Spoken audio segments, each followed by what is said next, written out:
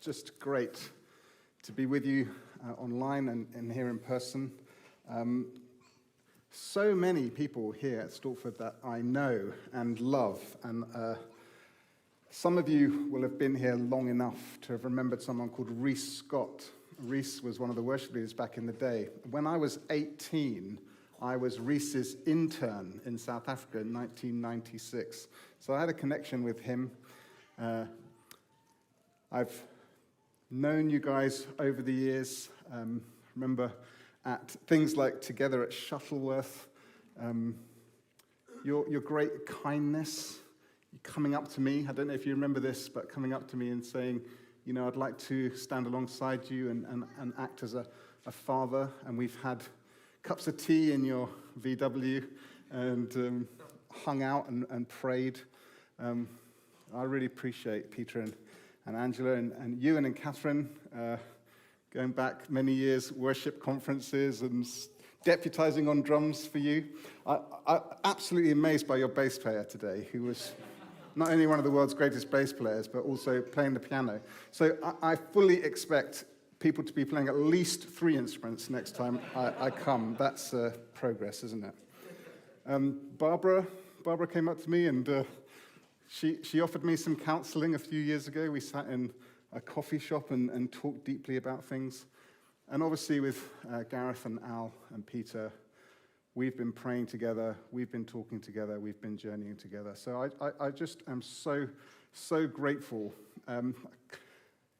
to know so many. I could keep going on and on. Catherine and Ollie, Naomi, so many that I have relationships with. It's just a joy to be connected, and I appreciate being invited to speak. I want to look at Corinthians, 2 Corinthians today, because in that book, in that letter, Paul talks about boasting. On the drive down here this morning, the sun's shining, and I've got my worship music cranked up, and not having to listen to kind of Thomas the Tank Engine tapes on the way here on my own. And this super swanky, expensive, pimped up car drove past me at bajillion miles an hour, and the number plate was Rich.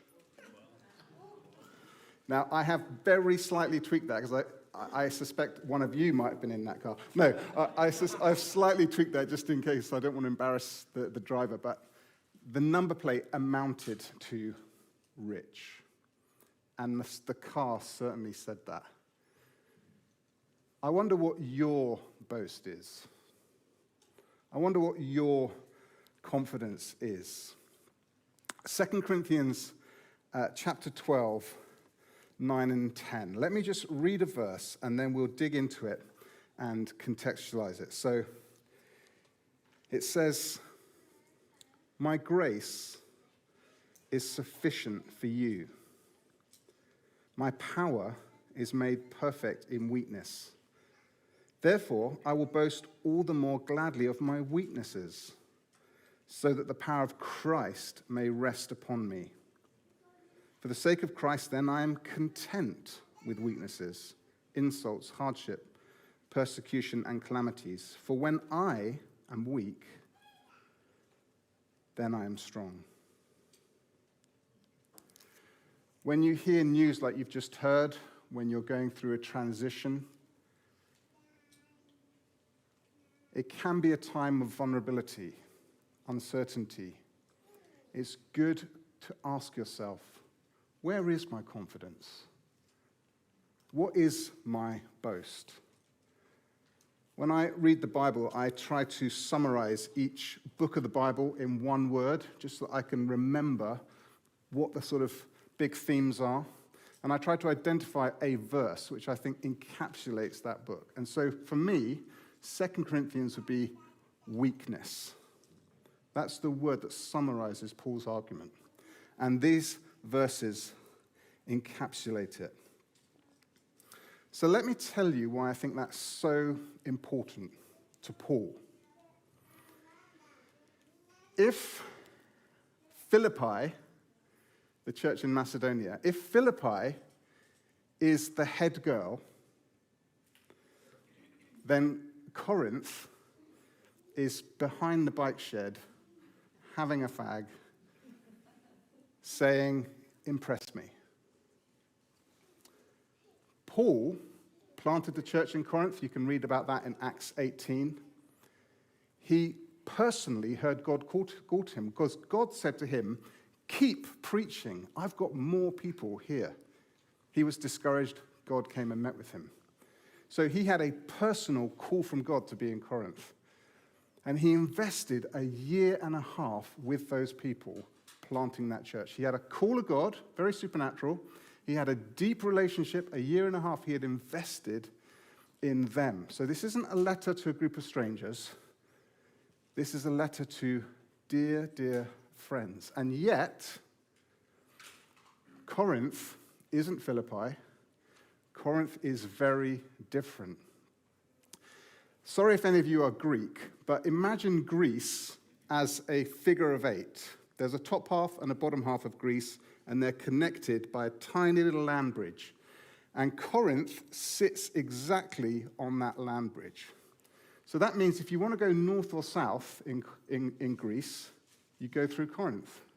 If you want to go east or west through the Mediterranean, you go through Corinth. Okay, you can drive your boat. I'm not sure that's what you do with boats, but if you could drive your boat up to one side, carry it over, put it back in, or get another boat on the other side. It's a major strategic city. It was so strategic that it was actually destroyed by a conquering army and left desolate until Julius Caesar decided to rebuild it. And so when Paul came, Corinth had only been rebuilt for about 100 years. It had the biggest covered market building in the world. So imagine it's not like Athens, it's like Dubai. It has arisen. It's shiny and spectacular and new and powerful. Money is being made hand over fist. There's no aristocracy. There's no old families. All the wealth has come from people being imported. So you've got retired soldiers being given land. You've got freed slaves coming to a place where they can make some money. You've got entrepreneurs making the most out of this travel hub. And you've got the Isthmian Games happening. So tent making is happening. Sail making is happening. This is an exploding place. And basically, people are very impressed by outward appearance. Okay, this is really important stuff for you to be able to understand what's going on in Corinth. The Corinthians weren't really impressed by which school you went to or what your family name was. They were impressed by what car you drove, how fancy your clothes were. And they put this pressure onto Paul. And so they're basically tempted to reject Paul's relationship with them on the basis that he doesn't have a massive entourage. He doesn't charge them extortionate consultancy fees. He's actually suffering. Surely if he was a super Christian, he should be on a super plane above every other Christian and not ever experience any hardship. I don't know if you've noticed that in 2 Corinthians, you get these 2 long lists of all the hardships that Paul has had. He talks about not being impressive, not being good with his words, not charging them anything. This is one of Paul's most personal, most sarcastic letters. I'm so sorry I didn't charge you loads of money. I'm so sorry I wasn't a burden to you. The Corinthians are putting pressure on Paul to impress them. And so Paul refers to boasting over 30 times in this one letter. But rather than acquiescing to their pressure, yes, I will boast in my entourage and my impressive credentials, he says again and again and again, I will boast in my weakness. I will boast in God. He even has incredible supernatural experiences. This is Paul who saw Jesus on the road to Damascus. This is Paul in Corinthians who said, I know a man, me, who was caught up into the third heaven, me, and I don't want to boast about that. I want to boast about Jesus, about his strength. I want to boast about my weakness.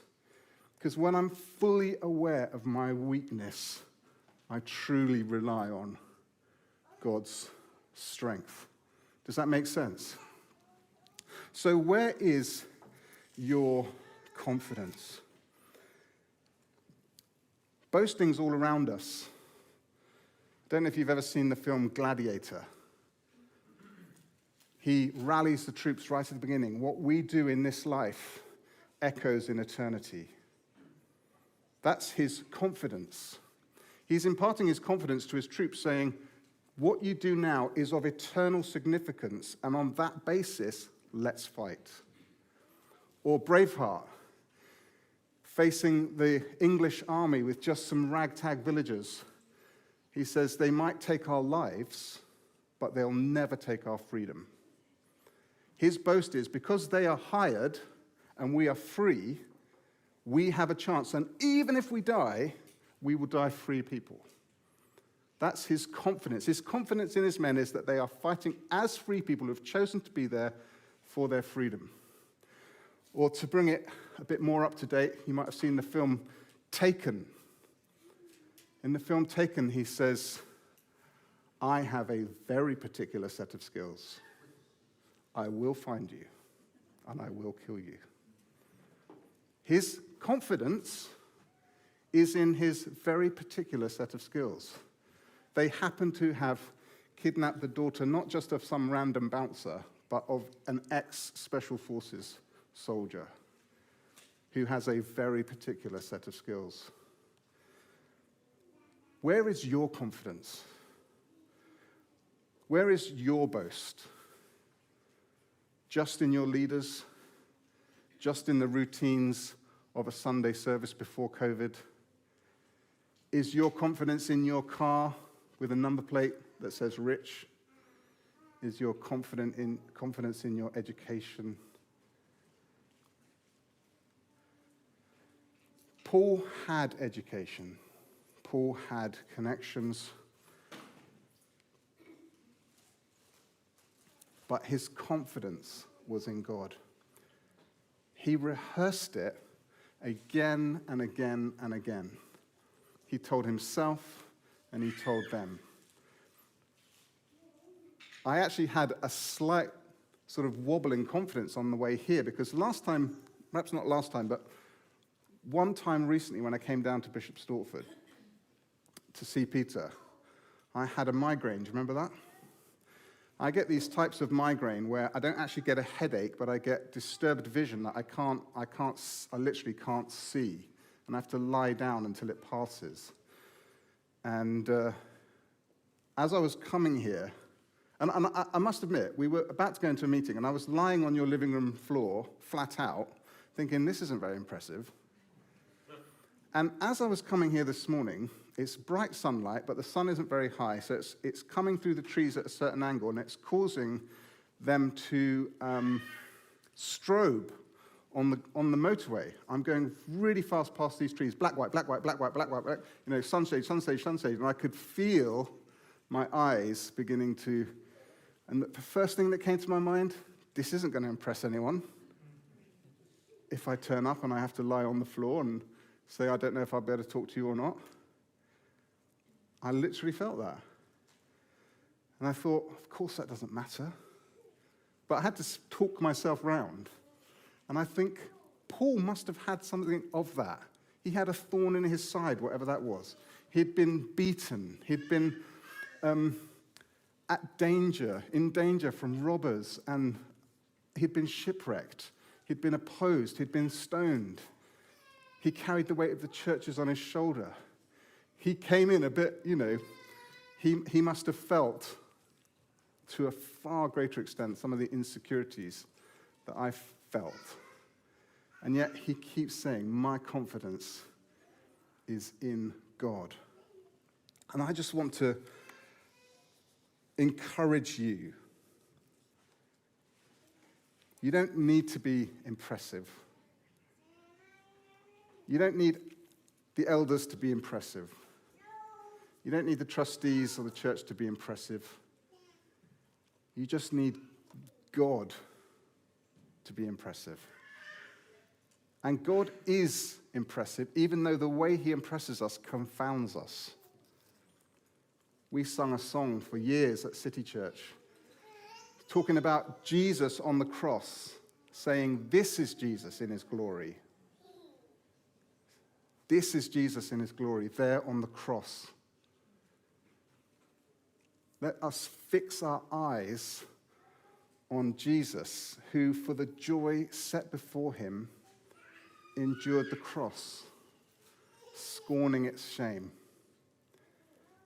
We have a God, eternal, exalted, uncreated, all-powerful, all-knowing, all-loving, who chose to humble himself, to become obedient to death, even death on a cross, so that we could be brought to God.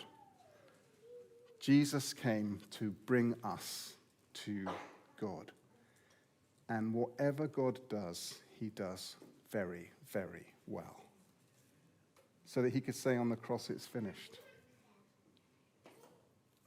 Lord, I just want to pray for us, for myself, for my heart, for this church, for my brothers and sisters here at Community Church, for those watching online, those in the room. God, help us to boast in you. Help us as we contemplate what Peter's just told us, as we contemplate a return to church life or a journey into whatever's next, that throughout that, our confidence would be utterly in you. When we are weak, you are strong. Thank you that you are the strong God. We fix our eyes on you. Amen. It's been great to be with you. Thank you so much.